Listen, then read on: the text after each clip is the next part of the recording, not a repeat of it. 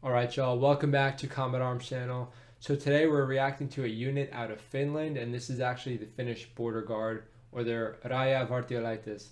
Now a lot of y'all have been recommending this specific unit, and I think it's because a lot of y'all have actually served in it. With the Finnish Defense Forces, the Finnish border guard is going to be a big part of that, and you can imagine they're probably going to train on a bunch of different aspects based on whatever attack is actually coming into Finland. Now this is a pretty short video, but I think it showcases their skills pretty well.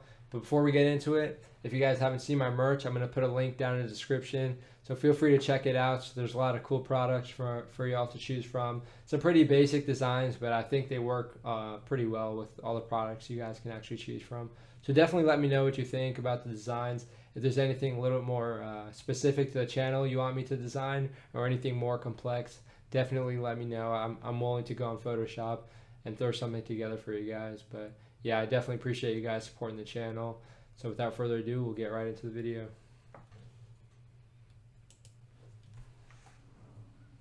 They have a pretty cool logo.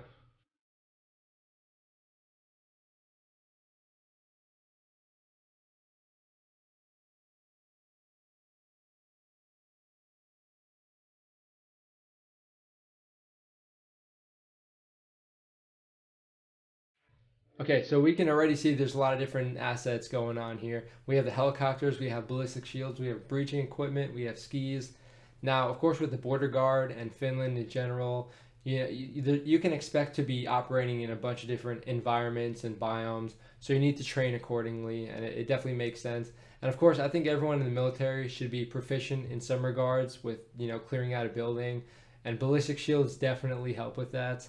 Now, when I was on the Marine Recapture Tactics team, we had ballistic shields, and they were pretty small. I'd say they were about like maybe like 2.5 feet tall. But I mean, they were pretty heavy, and the straps were vertical, so you'd have to hold it like this. So you'd have to end up getting like a really strong guy or like a really big guy to actually hold the shield, because it wasn't like this. He couldn't like support it on his body. So it got very, very heavy. So you got like the biggest dude possible carrying the shield, which is okay. It definitely covers up everybody, but at the same time, their legs were often exposed, and you couldn't really see past them too well just because they're like the biggest dudes.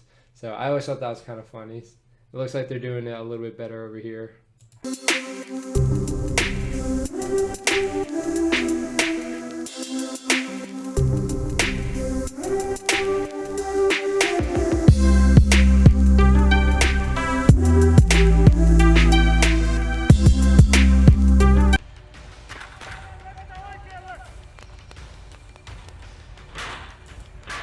Okay, so again, we're seeing a lot of different things, and it's kind of hard to process everything.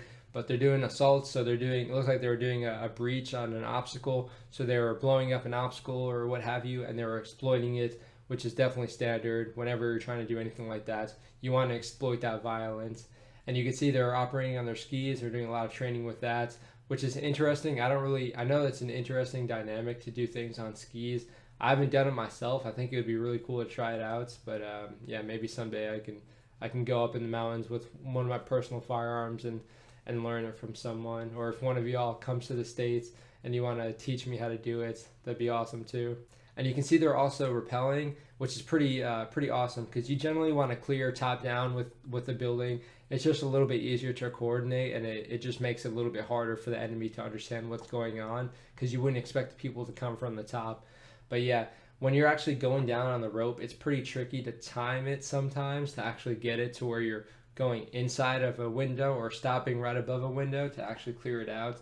So it can get pretty sketchy having to being able to time it perfectly to where you can get in there flawlessly without them just seeing your legs hanging in front of the window.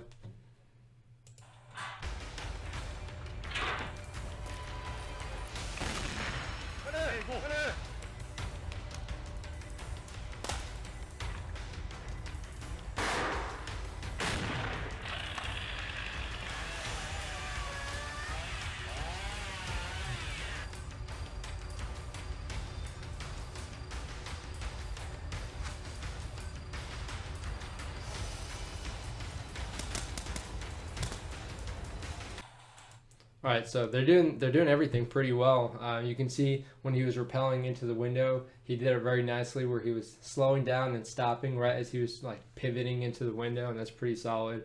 The only thing you need to worry about then is your marksmanship skills, actually being able to shoot something while you're suspended on a rope, because you can't really have a stable shooting platform, obviously, besides just what your feet can give you before you actually go in. And you can see they're doing basic like infantry things as well, as far as like assaulting and whatnot. The breaches were solid. I've never seen anyone breach with a chainsaw before, so that's pretty interesting. We would have buzz saws, like the giant circular saws and whatnots that we would use for like fences and stuff, but I've never seen anyone use a chainsaw on a door, so that'd be pretty scary if you're in a room and you see a chainsaw blade go through the door. I mean, that's just me. I mean, I don't know if they're clearing out the room with the chainsaw too. That might be a little bit of extra shock and all, but that's pretty cool.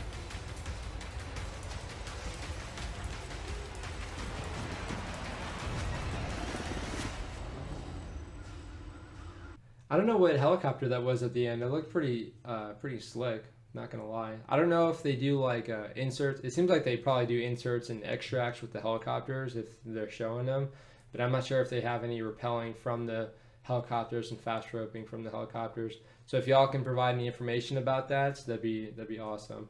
But I mean, these guys again, they're designed to being able to fulfill a bunch of different roles.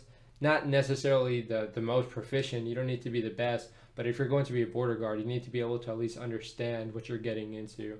And it seems like these guys have a pretty good understanding of what they're being asked to do, if they really need to end up doing that. But yeah, awesome recommendation. I really appreciate you guys watching the video. If you liked it, feel free to hit the like button and comment and let me know what you think. If you have any other recommendations for any other units, not just in Finland, but just around the world, because I like to check out again how all these different militaries are doing things.